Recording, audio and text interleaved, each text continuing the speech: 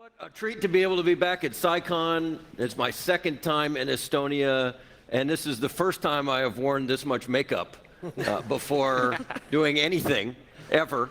I'm not sure why they thought that applying any makeup could help, because someone uttered something about that I have a face for radio. I'm not sure what that meant, but it didn't sound good. Regardless, we have a wonderful panel for you today and a great show. We've got some excellent speakers who have written terrific papers. They're going to walk you through it. I'm going to try to make sure that we also give you some news you can use, looking at the headlines today and what's going on as well. So we're going to try to tie the academic work to the real world. And then we have a very special guest star joining us, Jory Robinson, who was not in the formal panel and agenda, but she is here with us, and she will serve as the discussant. I'll introduce briefly each person as they go, but we will start off. We have a tag team first presentation, Aladdin's lamp, which I was hoping, do you have a lamp? Do you have a prop or anything like that? No. Okay, next time we will have a lamp. Until then, we'll talk about the theft and re-weaponization of malicious code. We have Carlis Podinch, who's at CERT Latvia, but who had also done hard time here at the in Estonia at the CCDCOE, which is wonderful. And of course, Kenneth Gears at the Komodo Group. And I owe a lot to Kenneth, because he actually was the one who did the initial drug deal to get me into CyCon my very first time several years ago. So gentlemen, why don't you guys start? I'll be the timekeeper here. It's right now 3:50. They said we go until 5 o'clock, so it's between you and the bar. Okay. Be brief. Okay. Right. So how do we get to the next slide? Is there a clicker? It's over there. It's over there by the podium. Oh, clicker on this thing here. Okay. Okay. The big red button means attack. Okay. Yeah, well, operationally. I won't push that. Okay. All right. So it all started with cockroaches. There was Twitter discussion between North Korean and US leaders, right, Kenneth? That Donald Trump called Kim Jong-un the little rocket man, right? And short and fat. And short and fat. And in response, the North Korean propaganda said that he's a cockroach. So, well, cockroach. So what is a cockroach? It's all about perception. So you might think that, well, it's something disgusting in the Western culture, but it's also a source of food in some other parts of the world. And it's probably like the highest life form that will survive nuclear apocalypse. So let's apply the same thinking to malware. So what is a malware sample? It's something that you're terrified of as a user, that you analyze as a malware analyst. But basically, it's a perfect working piece of code with a few 0 days in it that is delivered in your inbox daily if you're a high-value target. So how can you use it instead of like fighting it? And we'll show how you can use it. So if you think about it, like what we call an APT, right, is kind of an intelligence bureaucracy. And so you can't imagine that they're not reversing malware all day, every day. And whether it's functionality or logic or camouflage, they're gonna steal it, of course, but then they probably want to use it as some kind of a false flag very often, right? Because the cyberspace is nothing but a great place for smoke and mirrors.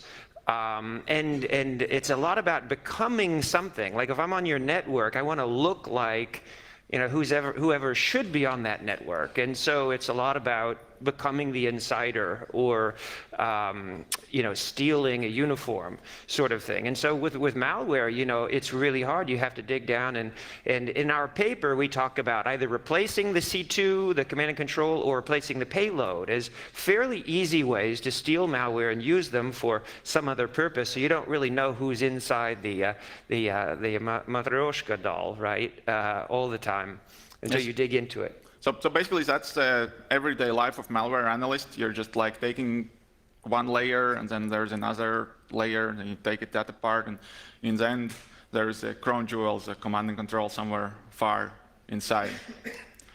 That's a dismantled V8 engine, I guess, small block.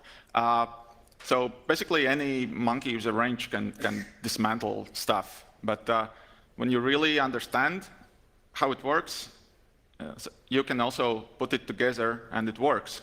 So it's the same with malware. So this is like a box diagram of a real-world APT sample that I analyzed. It consists of fairly many levels of encryption or obfuscation, and 2 0 days. So that were discovered in 2017. So it's not really old or neglected stuff I'm talking about. And I did all this analysis, and I was like, yeah, okay, so what else can you do? So let's swap out the parts we don't like the attacker's command and control, and let's replace it with our command and control. So, well, now we have a piece of malware, or a piece of code that you could deliver somewhere. And it really works. So this is a screenshot from the piece of, so I brought it up all in like a Python script where you just supply the new C2 domain. I supplied CyCon.org, and there is a malware sample calling back home to CyCon.org and asking for what to do.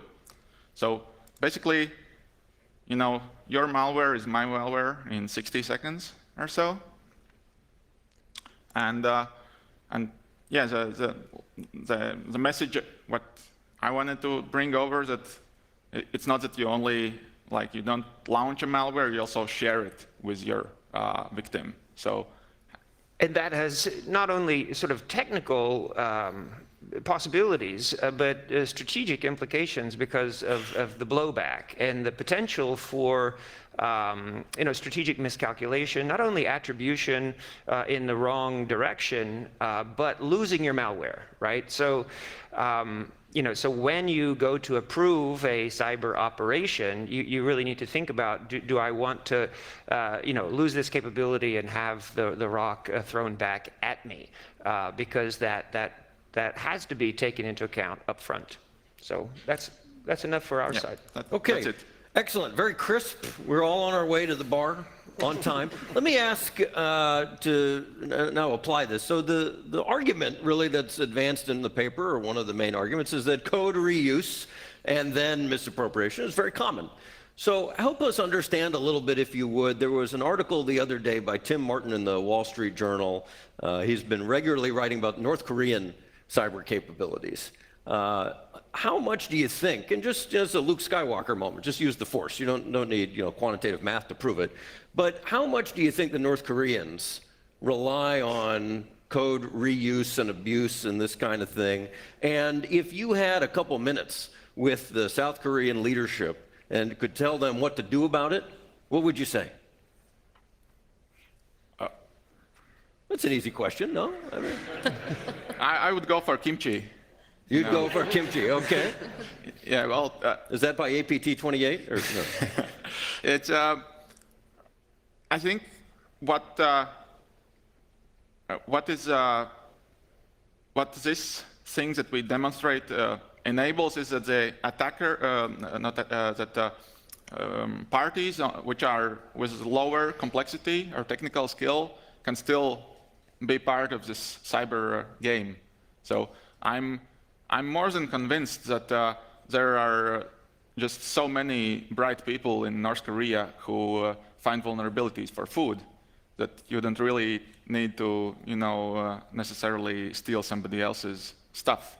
Well, if sometimes they do, but I think it's rather that some lower maturity level actors could. So what do we do about it? You have me at hello. I'm convinced. So what do we do about it? That was not part of my paper, right? Oh, okay. So I'm what we. This is the fun part, man. This is the panel, not the paper. Well, yes. what we wanted to explain is that this possibility is very real, that it's not overly complicated, like I can do it, you know, and that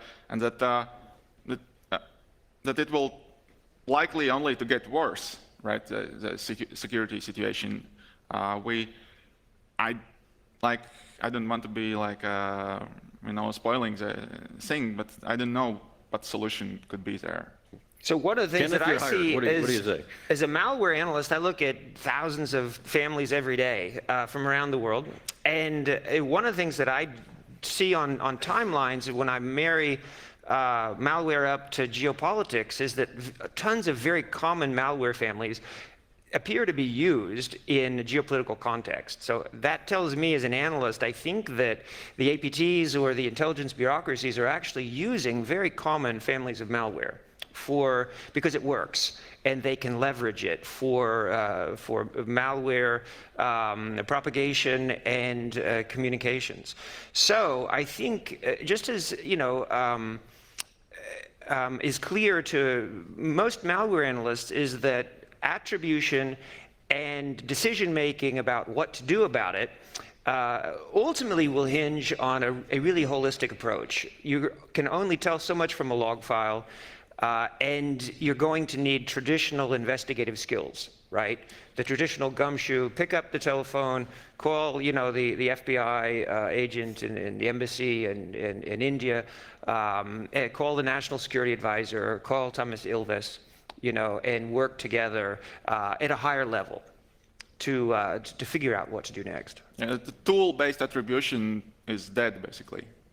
Okay, I think that's a critical point, right? We talk a lot about how if the narrative 10 years ago was attribution's impossible, and the attribution a couple years ago was now attribution's doable. Now the narrative is that, well, it may be doable, it just may be grossly wrong because of the growth of reuse and how much more difficult that becomes and the requirement to use mixed methods to really assess it. Okay, I feel better. We can go brief South Korea now. Moving on, let's go and let's hear from Daniel Moore. He joins us from the War Studies Department at King's College London. I think I have the dubious honor of being the last in my class when I graduated from there. Somehow they let me out. So Daniel, I think, was first in his class, so then we're really looking forward to hearing this paper. It's called Targeting Technology, Mapping Military Offensive Network Operations. Daniel, over to you, and then some fun, crazy questions that have nothing to do with your paper. I'm looking forward to it. If you want to exact vengeance on King's College, I'm happy to take the brunt of it. Thank you very much, Michael and Lori and the rest for having me here. This is actually my third CyCon attending, but only the first one presenting, so this is very exciting for me. This is also the culmination, or rather a chapter out of my larger PhD research focusing on the integration of offensive network capabilities into military doctrine. And I'm particularly happy to give this talk in this CyCon because it actually fits really well on the continuum of talks that I've seen so far. So when we saw the general earlier today, and he said, I have taken the route to understand that I am here today, and this is a capacity that I need to have, but it's up to you all to tell me how I need to do it and what specifically that means to me. And as a former military officer myself, I can definitely relate to being told to do something, but not necessarily how to accomplish it. So I think we absolutely have the responsibility to at least take a crack at it and make some sense of it.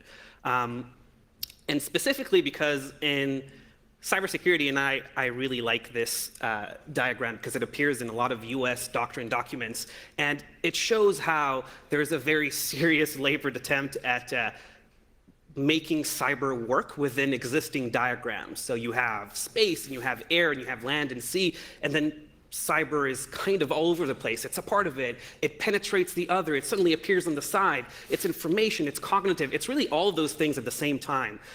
And when you make something that elaborate, when you make it that overly complicated, it's really unclear what is the actual tool set that you have as a commander, as somebody who works for an agency like the NSA or 8200 in Israel or any of the others that have a stake in this.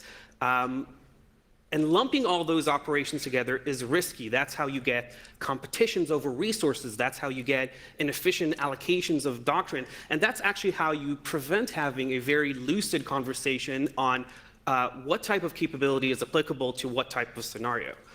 And I realize that I'm not going to be solving all the problems, but a lot of what I'm doing is trying to basically offer a framework that we can have a more concise conversation, or actually even split the conversation. So the way I look at it, and I'm sure everybody read the paper, so I divide military offensive network operations into two large brackets. I call it event-based operations, which are more easily relatable to what we conventionally call weapons, or what we might even call classic electronic warfare. I hit a button and something happens. And you can call it, within that, a denial of service attack. It could be some type of elaborate jamming that has a cyber component. It basically means that I've prepackaged a capability, and now I'm actioning on it. And that's incredibly useful, because if you identify the subset of capabilities that you can turn into that, you can deliver it to warfighters in the air domain, in the space domain, in the land domain, and so on and so forth. And they have the capability that they know what the operational parameters are within it. So on the other side, what we call presence-based operations, those are more similar to basically intelligence operations, what we call cyber intelligence or exploitation or CNA, with an offensive twist. So those CNE operations that turn into CNA. And they could be originally intended to be as such, or they may be, we might have had the capability and are now weaponizing it against an adversary because there's a need to do it. But they have their own rules. There's another set of circumstance for the tool itself. And basically, we can use this by different forces operating under a different mandate and kind of quarter this off from the other set of capabilities. And the way I look at the differences between these two sets is, and I realize this is just one framework of many. The DoD has a very helpful cyber threat framework. They have many, many other frameworks, but the reason why I like this one is because it tries to aggregate all the other frameworks that exist out there. So the cyber kill chain and all that lovely stuff. And I'm not saying that an adversary necessarily behaves in this way, but the brackets within, namely preparation, engagement, presence, and effect, are actually a great way of dividing the differences between presence-based and event-based.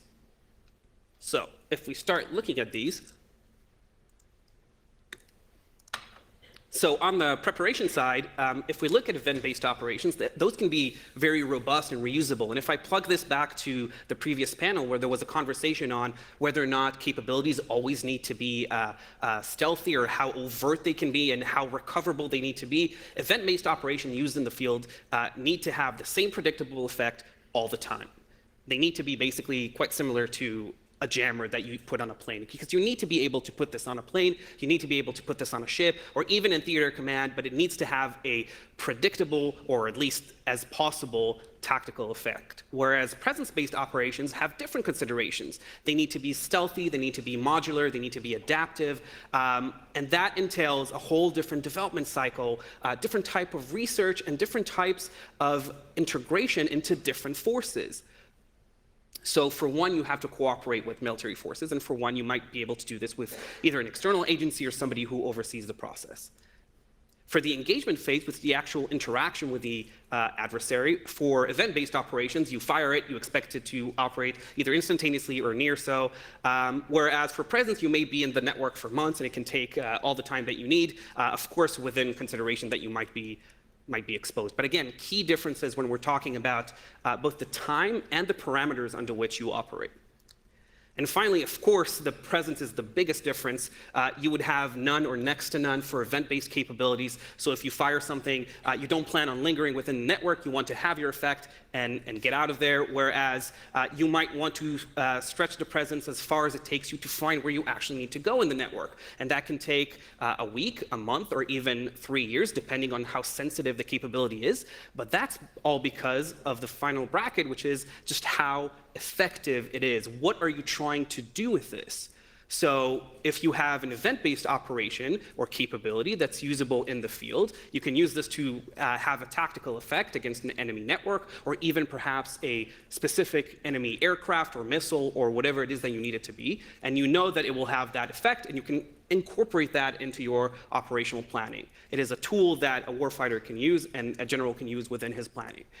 Whereas for presence-based operations, this would incorporate potentially a much larger effect. You can knock out temporarily an entire air defense grid, or perhaps adversely impact the accuracy of ballistic missiles over time. You can cripple entire air wings if you have the proper access, and even go after civilian infrastructure, depending on whether or not it's supporting military operations. But again, the set of considerations is different, and even the chain of approvals can be different. So if we separate one from the other, we can actually have a different conversation of who needs to be in that loop and how they can use it to further their objectives.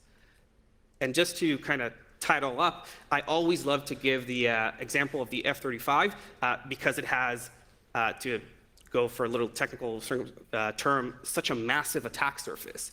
It has so many onboard and supporting networks, so many, it's jam-packed with capabilities, and a lot of these actually present a much increased attack surface. And some of this is an example of how a single piece of hardware can be targeted both with an event-based or a presence-based, depending on what you need. So an event-based capacity could be just going after the plane itself, maybe jam some of its communication protocols or affect some of its onboard systems if you have the capacity to do so. But if you want to go long-term and have a more strategic effect, a presence-based operation that infiltrates, for example, the what's called ALICE, which is the air wing logistical component used to maintain and rearm F-35s, then you can have an entirely different level of effect. And if you actually look at some of the official documentation on the F-35 program and how it's going, you'll see just how many software vulnerabilities they have in there. So that's always a good use case to look at.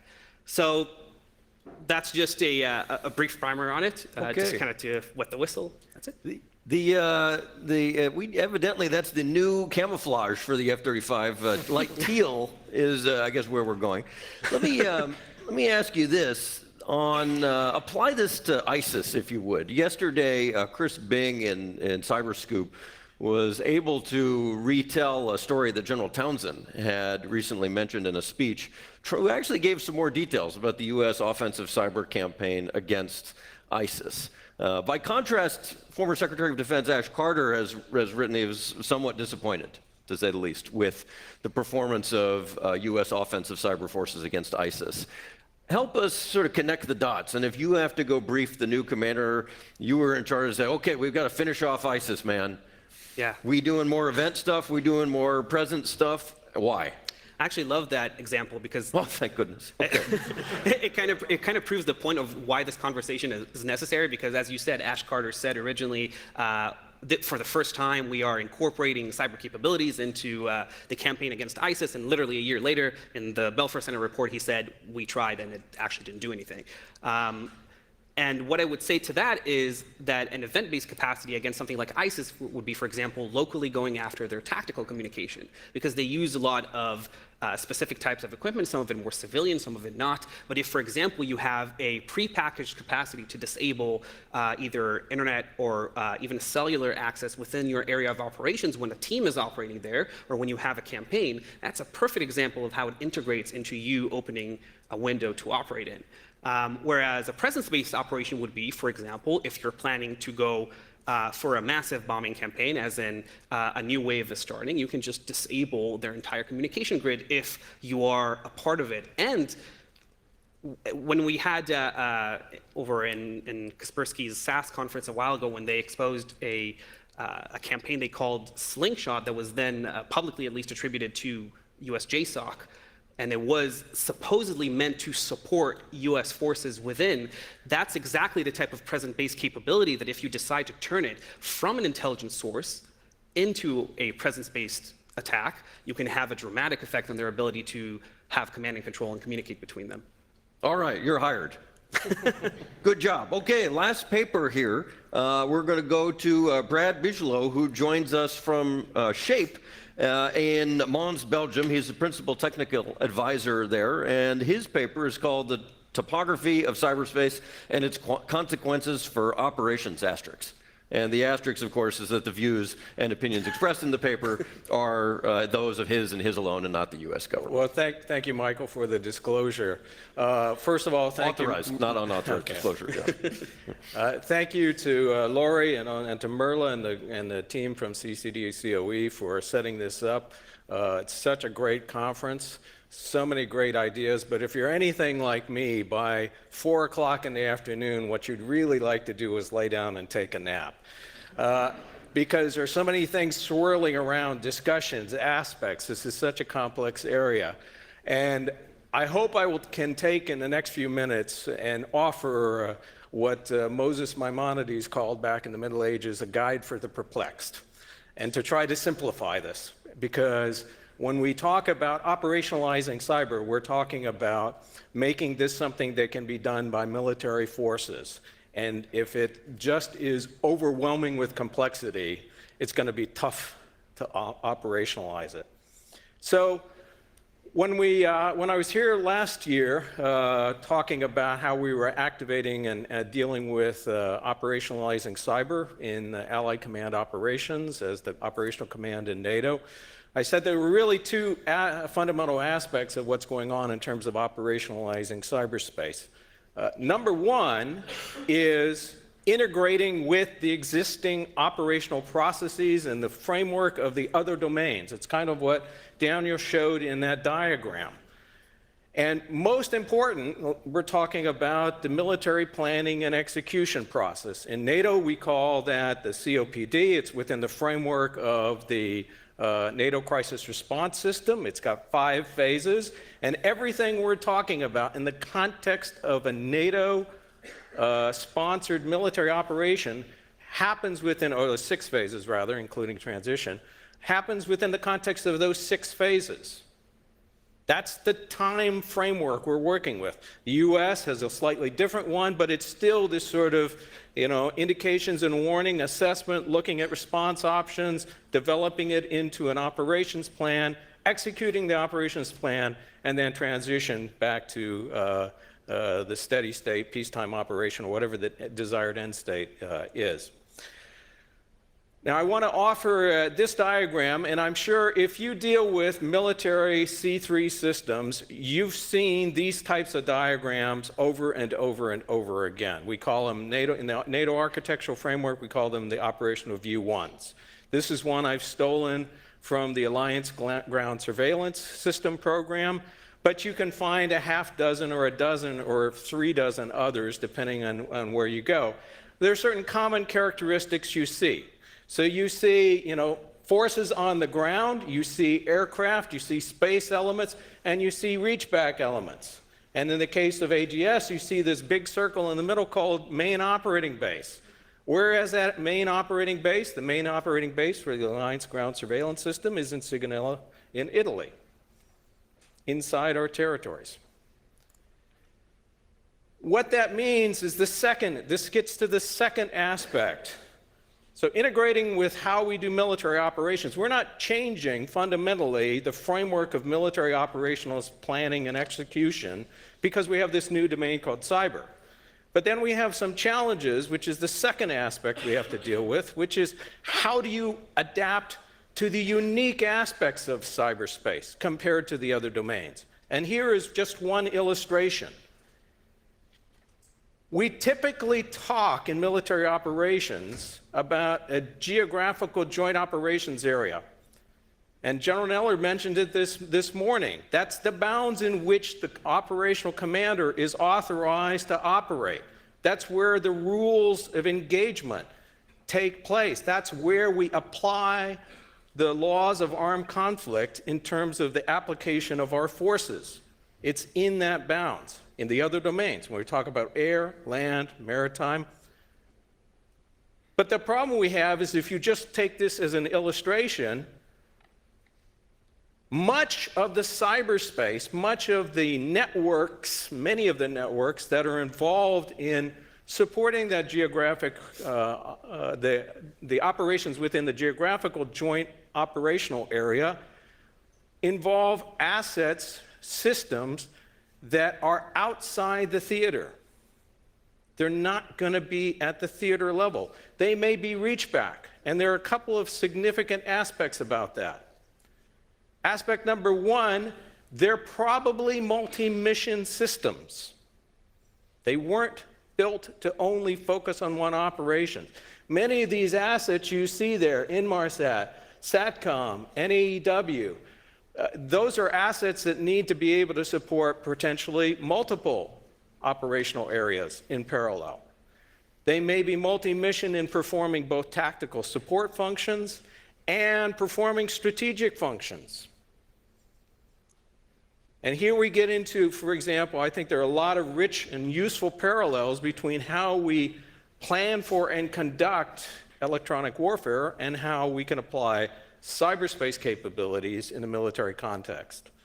So as Daniel mentioned, the fact that we have jamming capabilities that can be applied tactically in the theater is a result of a supply chain that starts with strategic intelligence, long-term analysis of the sensor systems of the adversaries, and the anti-jam capabilities and the defensive mechanisms that the adversary has. So you know how to counter those things.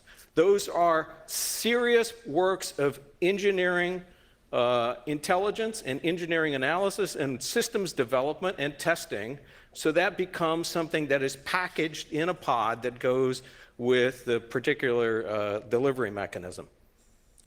So the cyberspace joint operations area, it's important because, as you can see in this illustration, there are aspects of the communications information and information systems infrastructure for that operation that are built to purpose.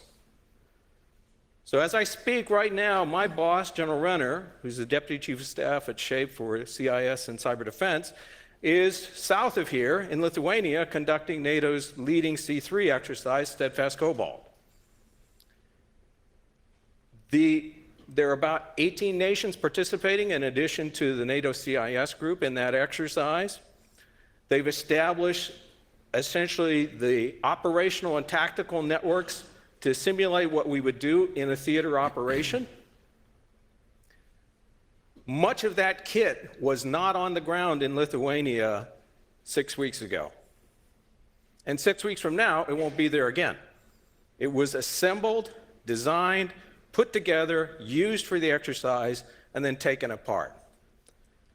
But as you can see in this illustration, for example, his deployable, transportable SATCOM terminals in the theater that he's using for that exercise, they're useful because they have a reach back to anchor stations that are fixed, that we will reach back to the next operation, which, oh, by the way, are also supporting Afghanistan and Kosovo and other alliance missions going on at this time in parallel. They're strategic systems. So now we start to see another aspect that's unique to cyberspace. Essentially, the cyberspace that's involved in supporting the operation is a combination of things that are designed, integrated, deployed, and operated specific to the geographic operational area, and other assets that sit back and are persistent, multifunction, and sometimes strategic. And that leads to also the fact that what you didn't see in that previous OV1 view, you didn't see a lot of the internet there, did you? So a lot of the stuff that's been talked about earlier in this conference was talking about stuff delivered through the internet, or even specifically on a more broader base to things delivered through IP-based networks. Well, we still have a lot of non-IP stuff out there in the world. We still use ACP-127 formatted messages, which is technology, technically you could say it probably dates from the 30s, teletype technology. We have a lot of technology from the 80s. And the reason is we package it on aircraft, we package it on planes, we package it on tactical combat vehicles. And we don't buy those every 18 months. Sometimes the cycle of upgrading those systems is very slow, and interoperability is a big issue. So what's our primary interoperability at the tactical level? Our primary network protocol for air operations in the Alliance today, Link 16. How old is that? Close to 30 years. And it's not going to get changed out tomorrow. So there are certain aspects of that that we have to be concerned about. However, we cannot be ignorant of the fact that the internet is a factor. It is certainly at least a big factor in terms of dependencies. much of the infrastructure that we use for long-haul connectivity today in the terrestrial world is dependent upon the infrastructure that is driven far more by commercial internet bandwidth use. We're a tiny speck. The military use is a tiny speck in the volume of traffic that's going over the internet and long-haul fiber optic backbones today. So there are many aspects of that, and this is important also for military operations, because we need to start understanding how to bend this problem of managing operations in cyberspace. And the simplest thing is that stuff that we are going to do in the theater. There are cyber effects that can be controlled, executed within the theater. And those are things that should be in the theater commander's ability to control. That should be part of his theater force structure. But those are going to have to be, as Daniel suggested, those are going to probably be the prepackaged sorts of things, the tactical application, the relatively predictable results. So to use some of the examples from the first discussion, are you going to be re-weaponizing or changing the headers of cyber weapons and malware in the theater? No way in heck are you going to do that, because that's a high skill. It's probably not a real-time type of activity. And finally, the theater is the worst place to do that. You're at the far end of a SATCOM link as your primary communications connection. So you don't have the intellectual capital, you probably don't have the information support, and you probably don't even have the network access to be able to launch that kind of capability. So that brings up the second issue, which is there are things that are best controlled at the strategic level. Particularly when we talk about intelligence gain loss, I would argue you'll find in the theater, if you're talking about near-term, real-world conflict situations, you're going to find most intel guys will do the trade-off to protect the soldier and achieve the low-risk effect and not the long-term development of the target. But from a strategic standpoint, it's going to be quite different, right? That's where you're going to see equities trade-offs coming in. That's also important because there's a huge part of this problem space is frankly, in my opinion, outside military control. It's not appropriate for a military response option. And so the thing we have to deal with in terms of final unique challenge we have is, while I've talked about how we operate within the operational planning execution process from a military standpoint, within NATO, within the liberal democracies that make up the members of NATO, our adversary is certainly not operating that way. There are measures that we would consider. To use an analogy, we would not lay we would not mine the sea lanes of communications of Russia today because we would consider that an act of war. They may be essentially doing the intel prep of the battlefield, the cyber battlefield, by getting into power systems. The purpose of that may very well be essentially what we would call intel prep of the battlefield.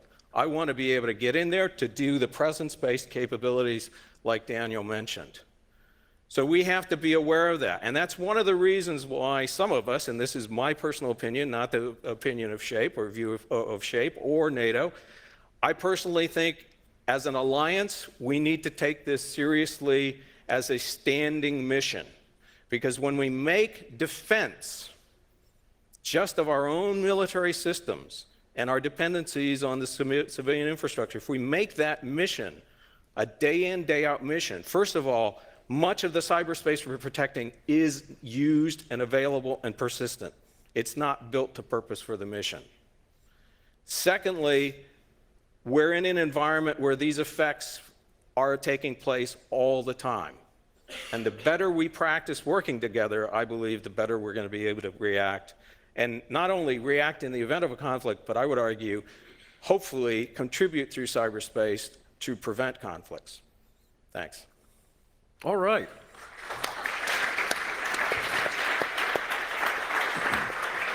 Let me do one quick question based on that presentation, then we'll turn it over to Jory here for her remarks. But Brad, let's take all of it as true. You have me at hello. Let's go to Congress and get, what, Dr. Evil, $1 million? Let's get $500 million to do something about it. Where would you spend the money to prioritize first to reduce the risk based on what you've described as the situation as it is? Well, to be honest, I wouldn't look at money as the first solution. Because money we generally spend on stuff. And I honestly think, first of all, is a doctrinal approach, which is to recognize what is it we're trying to do with our military capability. And I think a lot of it is more mitigating the risks in a non-combat area. We're talking about mitigating risks. We're talking about working through collective cyber defense. And we're talking about essentially being prepared to operate in a contested environment. This is stuff we did routinely in the Cold War for electronic warfare, because we knew we had an adversary who had a very significant electronic warfare capability, and we needed to be prepared for that. Well, now we're not necessarily, it's not a like-for-like sort of situation, but the reality is we can expect manipulation of social media. We can expect there's going to be disruptions of systems. We're going to expect that there will be erosion of the C2 framework such that it will be difficult to coordinate. So we need to practice that. And anybody out there who has experience providing CIS support to military operation or exercise knows the one thing you never get to do in an exercise is pull the plug and disconnect and disrupt the network because they, oh, no. Because they get graded. The commander gets graded on the results of the exercise. So we've got to bring that back. Okay. More than any technology money, it's that practice. We'll reprogram the money to CyCon. How's that next year? CyCon 11. Okay. All in favor? Aye. Let me now introduce Jory Robinson. This was a special late ad for the panel here because she's in town. She's an Air Force colonel with the Air Force National Guard and one of their top cyber operations leaders. And I got to know her when she was a fellow at Harvard's Kennedy School a couple years ago. So it's a special treat to be able to have a real practitioner be able to join us. I'm just the timekeeper. She actually knows what she's doing. So you read some of the papers. You've been able to hear the conversation over the last hour or so. I'd love it if you'd share some reactions, and then we'll turn it over to the crowd for more interrogation, questions. Well, thank you. So thank you again for inviting me up here. And Michael, you have reached the limits of our friendship by asking me to do this at the very last minute. I have no prepared remarks, so I'm just going to react. I hope you all don't mind. And trust me, I am very, very aware of the huge red clock that's sitting right in front of me that's counting down the number of minutes I stand in between you and the bar.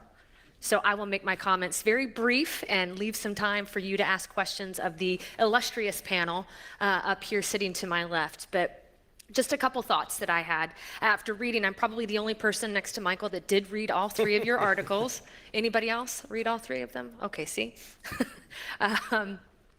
But just some overall random thoughts first, just to sort of set the stage. A couple of thoughts that I had. So as Michael said, I do command. I command upwards of 300 cyber operators for the Maryland Air National Guard.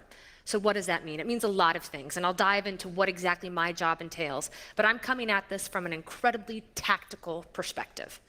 Most of the comments that we heard today, I would argue, occur at a very strategic level. In fact, some of the diagrams that were illustrated and put up here today, I studied them in my war colleges, both as a major and then going into a lieutenant colonel into the air war colleges, and then again at Harvard when I was a fellow at the Kennedy School. And we will continue to probably study those. But from a practical application, here are a couple of things that I know. As a U.S. military officer, I can tell you we are under attack in cyberspace. And someone that I greatly admire, Senator John McCain, last year quoted and listed out a number of cyber attacks that have happened against the United States. Starting with attacks against the White House networks, attacks against the Joint Chiefs of Staff. Pretty much every single department in the US government has had some sort of a hack or attack initiated against them. My personal favorite, the hack on OPM, our Office of Personnel and Management. I can probably guarantee you the majority of us in this room that work for the US government were a recipient of that hack and had our personal data stolen. all the way to attacks against our critical infrastructure. Probably one of the more notable ones, the attack in upstate New York on a dam, as well as the one that most of us know about, again, the Sony Pictures attack or hack from a few years ago, and then about a handful of years ago in 2013, the continuous DDoS attacks against our financial institutions. So I think it's pretty clear we're under attack inside of cyberspace. And how you would identify or how you define the term attack is left up to you. But in a very broad sense of the term, I would argue that we are under attack. So going in with that sort of mindset, I'm going to quote General Neller from earlier this morning, where he said, the nature of warfare has changed, and we must change with it. That was sort of my add-on at the very end. We must change with it. And I would argue that we have, for all of the reasons that you heard up here and some of the discussions that we've been having throughout the conference today and will continue into tomorrow, we are adapting, and the nature of warfare has changed because we have integrated cyber into our operational domain. So it's been almost a decade since the US government identified cyberspace as the 5th operational domain, and we stated we must integrate cyber into all aspects of military operations. And in order to do that, we listed it out in our national security strategy. Our most recent national security strategy specifically stated that the United States retains the right to deter, defend, and when needed, defeat malicious cyber actors in cyberspace. We are going to do that. And as a military officer that commands cyber troops, that's where I come into play, and that's where my troops come into play. That's what our job is to do day in and day out. I am not a policy person. As General Neller said, I'm going to quote him again, I do not make policy, I follow orders. And I'm going to amend that and say I follow lawful orders. That's what my job and my role is as a commander. And as I look at the operational domain, I really try to focus on 4 key aspects, what that domain and what the operationalizing of that domain really means to me. And I would say the first thing that we look at from a military perspective is creating and maintaining defensible networks. We must do that. We must maintain our networks. We must be able to make them defendable and defensible. So from my level at a wing, a US Air Force wing, what I look at is my networks on my base. What do I have to be able to defend? Not just the computer networks and our communication networks, but the networks of my systems, my weapon systems on my base. So that's what I focus on. Again, great policies are out there, but from a practical standpoint, the number one thing I have to do is defend my networks and all aspects of that network.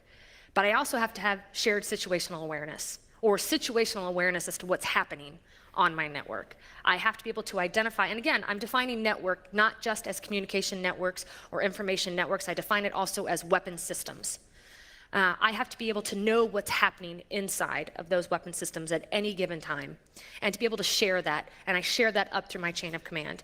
And as my job as a commander is to be able to tell those above me what's actually happening on those networks and why I think they're happening and what response we could potentially take and to defend those networks. A key aspect of my job, and the third point that I look at when I look at an operational domain or operationalizing this domain, is I have to have the troops ready. I have to have them trained and knowledgeable in what they're going to do and ready to deploy at a moment's notice. And whatever type of mission set we get, and whatever type of JOA that we're going to be operating in, whether it's at a tactical level, an operational level, or a strategic level, or for the 2 different types of operations that we're going to have, I have to make sure that they are trained and ready. And that's my job to do that with my 4 squadron commanders that I have. And we train all 300 of those cyber warriors to do just that. And so then the final aspect that I would leave with is how I look at the operational domain and things that I have to do is to be able to, I don't necessarily do this, but to be able to work through a chain of command, a command and control apparatus that allows me to present that information. And US Cyber Command talks about how we have to develop this very integrated chain of command to provide our policymakers and our decision makers with the right amount of information. But from a tactical level, my job is to tell my boss what the heck is happening on those networks and to offer up solutions and options for addressing what's happening on those networks. And I do that through a series of different means, depending on what type of action is taking inside of our networks, again, that very broad definition of networks. What's happening and what options do we have at this point? And that information gets floated up. And as General Neller stood up here and said, and I did chuckle when he said he feels like a Klingon in the room of the Federation, and being able to describe what's happening on those networks, to provide options to that commander, to somebody that probably doesn't have a very in-depth background inside of cyberspace. That's my job to do that, because that's what I'm trained to do. So we've talked about quite a bit throughout this entire day, and I'm sure we'll continue tomorrow, about the fog of war and the fog of cyberspace and understanding what exactly is happening. But for those of us that are in the business day in and day out at a tactical level, that's our job to understand that and to be able to present that information up to the decision makers, up to the leaders, so that they can make a more well-informed decision. Because I always like to say, and I'm sure there'll probably be some disagreements from those upon here on the panel and probably from those of you in the audience, there's nothing truly, truly unique about cyber in the sense of military operations. This is just my personal opinion. Cyber is just another tool that we provide to our commanders and their broad toolbox that they have of options that they can present up to the National Strategic Command level. Meaning, as we look across our instruments of power, whether they're diplomatic, information, military, or economic, as we present those options to them, cyber is just another tool that we're giving them to say, this is what's happened, this is the options or several options that you can have, in addition to land, sea, space, and air. These are the options that you can take. What effect are you trying to have? So I think of it more as effects-based. What effect are you trying to have? Here is an option to be presented with all other of the 4 other domains options as well. So that's kind of my very practical approach to this. Terrific. And my thoughts to it. Thank you very much. 20 euros to the first person who calls General Neller Worf. Then I'll pay, but I have to see it. So, okay, I did not know that. That's a great line by him. Yeah. So we'll turn it over to questions here, but real quick, we're very lucky today to be joined by someone very special in the audience. Michael Daniel is here. I'm sorry to pick on you, Michael, but it's a really unique opportunity. For those of you who don't know him, he was the cyber coordinator for the United States government for several years, the senior civilian in the White House for dealing with cyber issues. Michael, if we can get a microphone to you, if you're willing to play along with the game show here, I'd be grateful if you could just share any reactions you had to deal with, not just the military coming to you in the White House with proposals, with ideas, with concerns and priorities, but other departments, all the parts of the government. What are your reactions? Can you share with us the senior civilian political perspective based on what you've heard today in terms of what presidents want or what White Houses type bodies want when we have military options on the table? Thanks sure, for playing and along. I'll find a way to get back at you, Michael. Yes, That's thank right. you. Yes.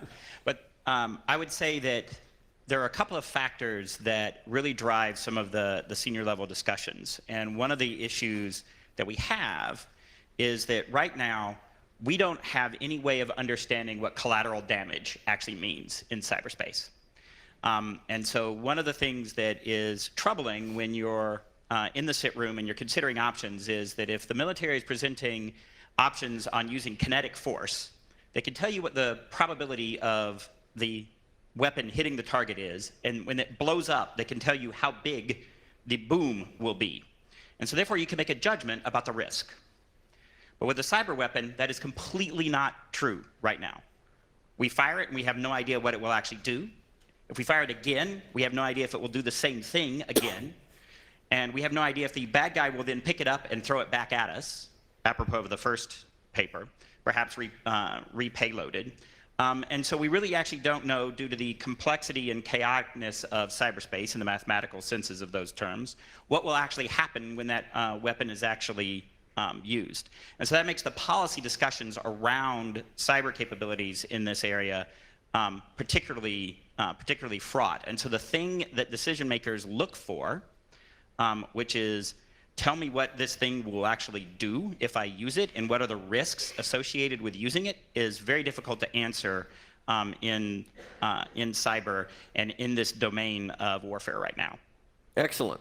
Okay, so that'll be a good follow-on set of paper topics for next year, which we're going to give $500 million evidently to do. Okay, questions from the audience here. Who has hopes, dreams, and fears about cyberspace? Soren, we'll start with you. If others want to just throw a hand up there real quick. I'll start making a list, or I'll cold call Michael Daniel or someone else again. No problem. Soren, over to you. Hi, thank you. This was a brilliant panel, and is a brilliant panel. I'm Soren Ducaro, former NATO Assistant Secretary General and member of a number of boards, including a board of the CCD-COE. There were a couple of interesting points that were made, like on cyberspace, we are constantly under attack. So the question is, are we in peacetime or are we not in peacetime? Especially since the legal framework that we're used to in international law has a clear definition between war and peace, which is blurred through information warfare, cyber warfare, and so on. So how do we relate to the legal framework? That's one issue. The other issue, and that's linked to this, I recognize that Dr. Bigelow mentioned that his opinion would be that cyber defense should be a constant standing mission, he said. But he mentioned it's a personal opinion, it's not NATO, and I know that it's not yet a NATO opinion, which is curious since we are constantly under attack. Since we have lots of plans, we have operational plans for specific operations, we have contingency plans, graduated response plans. We do have a standing air defense plan in NATO.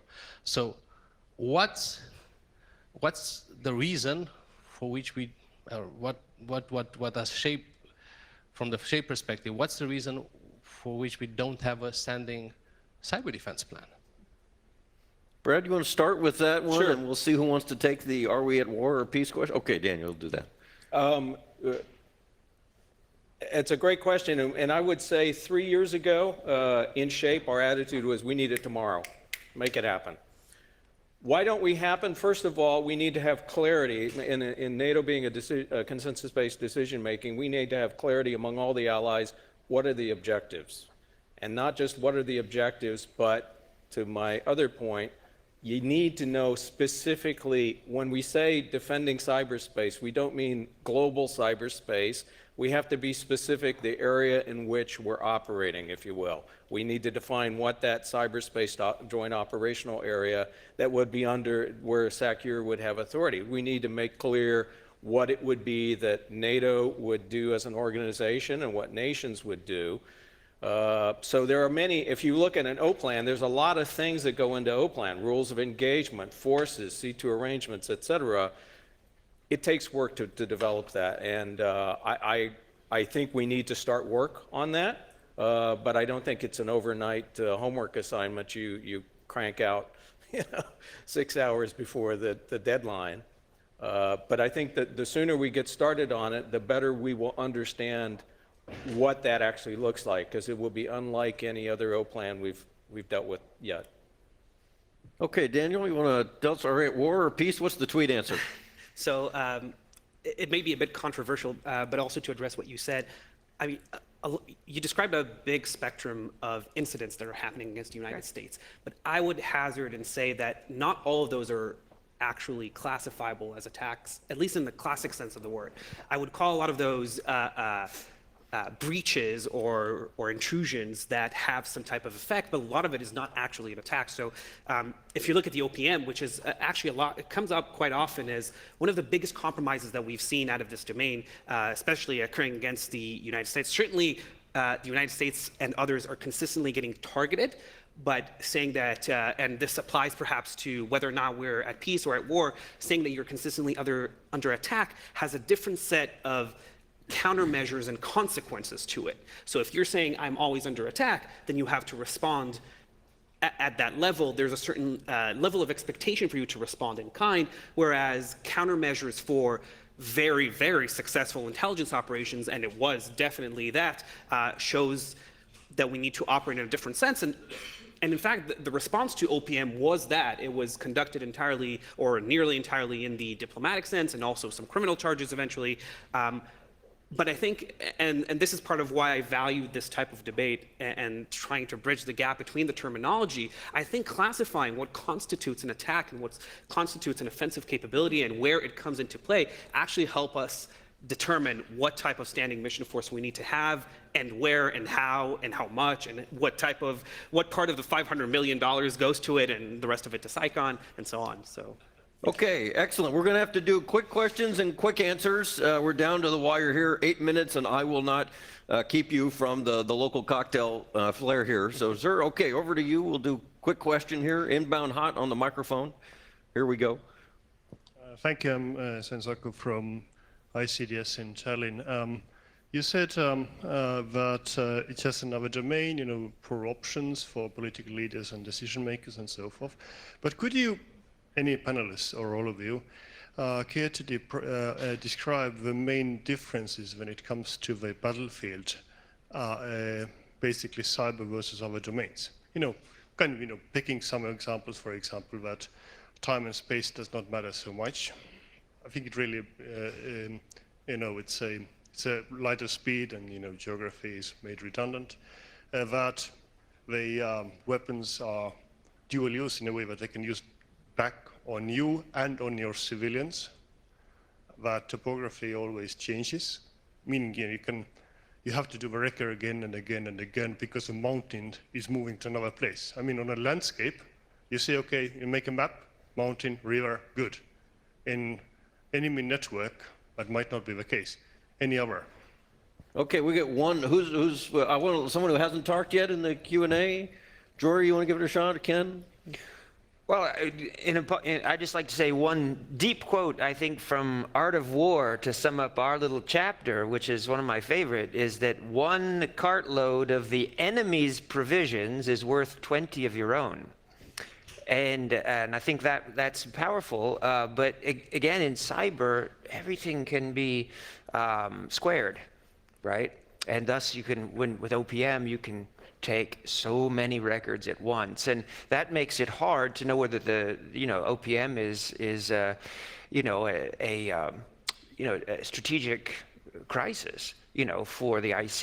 It really is, because how do you recover from the loss of so much data? Absolutely. Okay, quick 20-second addition.